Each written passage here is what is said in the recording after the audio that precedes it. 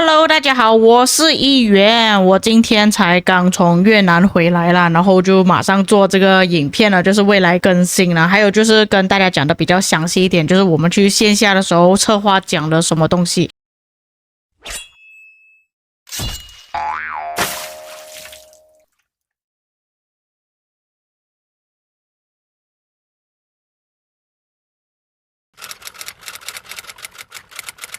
首先就是关于集团军的部分，这个我们其实在脸书那边也是有看到官方发布了这个部分，那详细的内容你们可以稍微看一下。就是之前有观众跟我要求说，可不可以跟官方那边讲我们可以勾选要什么部队啊，比方说骑兵、步兵、工兵、工程车，或者是综合的统帅，然后可以马上的点击这个绿色的按钮加入那个队伍。因为之前如果我们要加入集团军的话就比较麻烦一点，你们必须要点开了之后才可以按加的按钮再把你的队伍给拉进去。那现在它增加了这个按钮之后，你们加入集团军会更加快捷方便一点。还有就是你们自己开一个集团军的时候也是可以选择自己想要的兵种，也会显示说在你们加入了集团军之后你们获得了多少。那么在下一个部分呢，有一些玩家可能会认为说这个是跟刚刚讲的集团军是有关系的，其实是没有关系的。这个是关于集结的部分，就是你集结可以选择说你要什么等级的兵种，就包括 T2 到 T3， 它这里没有写 T1 啦，但是这里有一个全兵种的，就有 T2 以上 T3 以上之类的。因为我们在打集结的时候呢，通常会看到有一些玩家他们就连那些 T1 部队也是放去集结里面，但这一点其实各位要注意一下。假设说你们是那种先锋王国或者是 A 等级王国，通常我们会有一个操作，就是用工程车去卡着那个集结。如果你们要使用这个方式去建立自己的集结，就是只是限定哪一个兵种哪一个等级的话，这个你们可能要自己小心一下。那可能如果你设置只有 T5 的时候，你就只能用 T5 的工程车去卡着这个集结，或者是你有设置 T3 以上的话，你就只能用 T3 以上的工程车去卡着这个集结而已。所以这个如果你们是车头的话要稍微注意一下。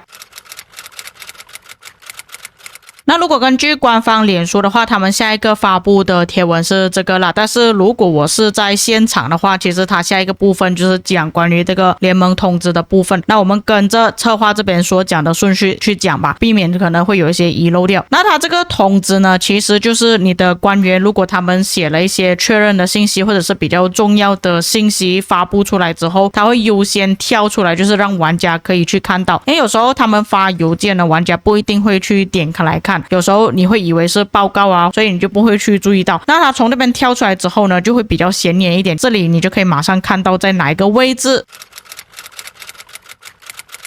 那么下一个部分我觉得也是我必须要重点讲的比较详细的部分啦，因为在官方的贴文这边呢，它只是这样子讲而已，但是没有讲的比较详细。现场的时候策划有讲的比较详细啦。那为什么他们要改这个部分呢？其实就是因为我们在战斗的时候，尤其是把画面放大的时候，会有比较多统帅的特效，所以就导致到你们的画面加载过多，可能会卡着或者是不太顺畅的问题。关于这一点，他们就推出了2种解决方案。第一种就是系统它会去判定你这个设备是什么设备，它会根据不同的设备进行调整，可能有一些部分他们会自动屏蔽掉，就不会给你的游戏加载过多，不会那么卡。另外一个就是玩家自己手动去调整，就是如果你觉得说这些东西是比较没有必要的，你就可以调整把它给移除掉。所以你们可以看这边对比，其实这2个画面是一样的，但是你们可以看到有一些过多的统帅头像就消失掉了，多部队显示他们也是会过滤掉，所以看起来就没有这么多东西，只会显示一些比较重要的信息而已，那些不是很重要的话他们就会移除掉。就比方说之前有比较多玩家投诉的关于这个特效，就会报告说你到底打了多少的玩家之类的，这个就会移除掉这样子。所以之后你们玩游戏就会看到那个画面变成这样，这里有放一些动画你们可以看一下啦。但是我觉得如果他放一个前后对比的话会更加好一点啊，至少我知道他在改了之后有什么差别这样子。但明显可以看到它那个连战播报是已经没有跳出来了啦，它的特效看起来也没有像之前这么夸张，但还是看得有比较多字出来了，就是你的那个伤害打出去有多少之类的。所以这个我不确定改了之后会不会比较好一点啊，可能玩家需要手动去更改。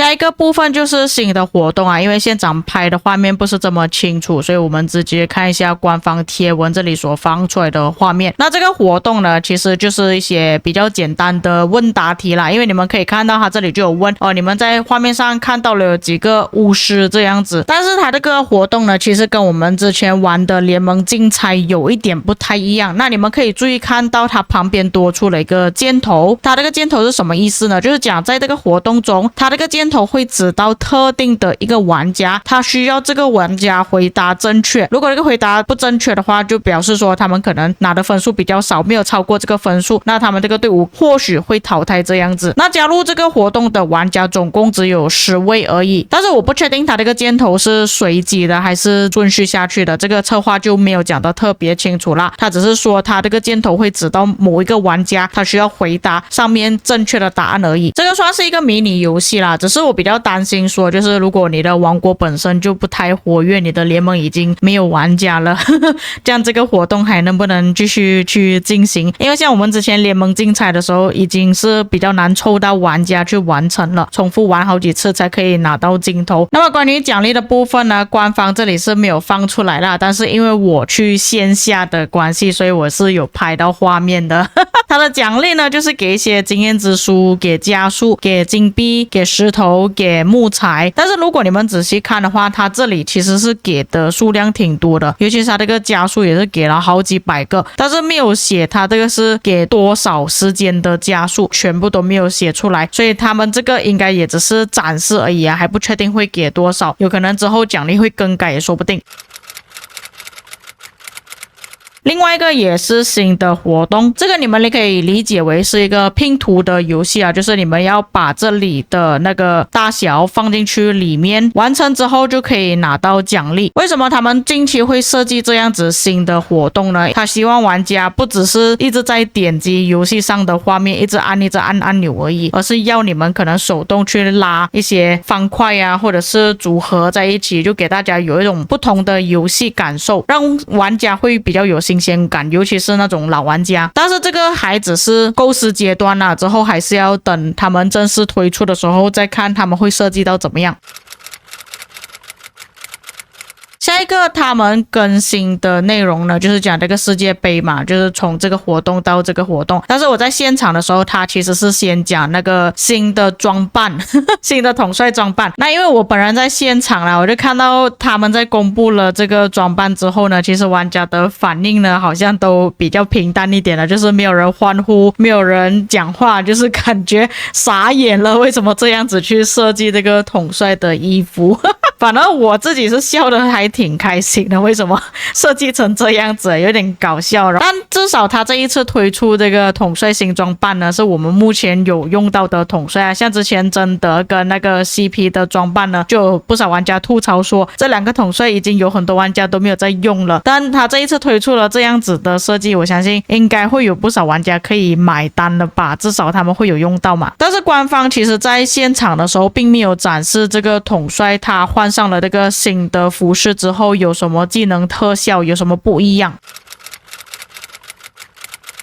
在线下聚会的时候，他们下一个部分就是介绍统帅了。新的统帅维茜托利，他的天赋是领袖通用辅助。那当然玩家就会好奇说，诶，这位统帅有没有 AOE 啊？他的技能特效是怎样的？那如果你是看官方的贴文的话，是看不出任何东西的没有显示，他只是给你看天赋而已。但因为我去现场的关系，所以可以给大家看一下他的技能特效。就是这个统帅他在释放技能的时候，他是一个圆形范围，但是你们看到吗？他这里其实是一个护盾来的，他并不是对着敌人打出伤害，你们注意看到吗？然后他这个护盾出来了之后，我们要注意看他这里是减了多少次伤害。首先这里有个护盾减0，跳出第一次、第二次、第三次、第四次、第五次，他这个护盾还是有跳出这个符号的，但是他这边护盾写的是减188，你们有注意看到吗？所以他这个护盾呢，我们可以理解为他可能是持续5秒的护盾，但是它是有上限的，就是它这个护盾可以顶到多少的伤害。到了第5次的时候，它可能那个可以挡的伤害已经超过上限了，所以才会看到这边写188这样子。所以它这个原型呢，并不是真的 AOE 啦，就是一个护盾而已。但是不排除它这个原型范围呢，可能会有一个 debuff 或者是 buff。因为我们再重新看对一遍，在它出现了这个护盾之后，对方的行军速度有降低。你们看到这边写了一排字吗？并且官方在线下的时候也是有放出来给大家看，就是它的主动技能就有说会开启一个护盾，让对方的速度降低。而且它这边是说多位的敌人，而不是针对于他自己的目标而已。并且也是有写到它的被动技能，它的被动技能就是用它的护盾吸收造成的伤害，并且把那些吸收到的伤害转化回更高的伤害，然后打出去。所以我觉得这个统帅可能还蛮强的，也说不定。那因为他是领袖统帅啊，所以有可能他可以搭配你其他的兵种一起使用，但是还不知道他的伤害究竟是单体还是 AOE。不过我觉得大家可以敬请期待一下。下一位统帅就是远程统帅，在历史上赫赫有名的伊丽莎白一世女王她的天赋是工程通用技能，所以现在远程统帅还是停留在技能统帅啦。那2个终极统帅呢，应该还是没有其他统帅可以跟他们一起搭配。那这个就是现场所拍到的他的那个技能特效，也是一样远距离的攻击，然后在他发出主动技能的时候会挥他自己的权杖，他的权杖打过去之后呢，就有一个类似开花的一个特效，然后上面会有一个王冠在旋转。这边我再给大家看了一遍，但是我拍摄的时候我的手有一点抖啊，就画面有移动一下，这个你们自己将就看一下吧，大概是这样子啊。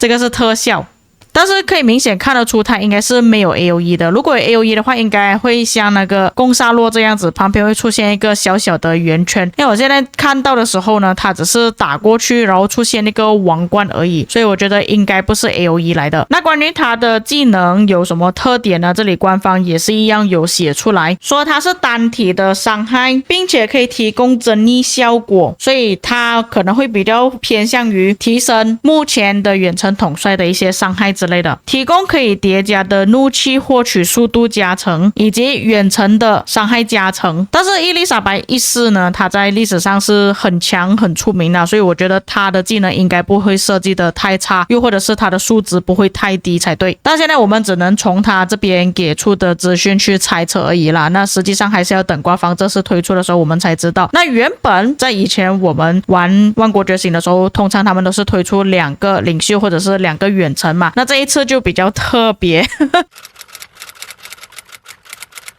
他最后一个推出的统帅呢，居然是采集统帅。那有可能他们是觉得说，远程统帅如果再出更多的话，可能玩家就完全去练远程了，或者是他们觉得每一次都推出2个有点太多了，所以他们推出了一个采集统帅。这个采集统帅的名字叫叶海雅伊本哈利德，也就是另外一位穆斯林的统帅。但是官方并没有放出他的技能动画，可能是觉得说也没有必要吧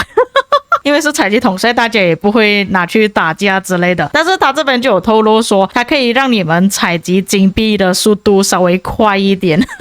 就专门给你们去采集金币的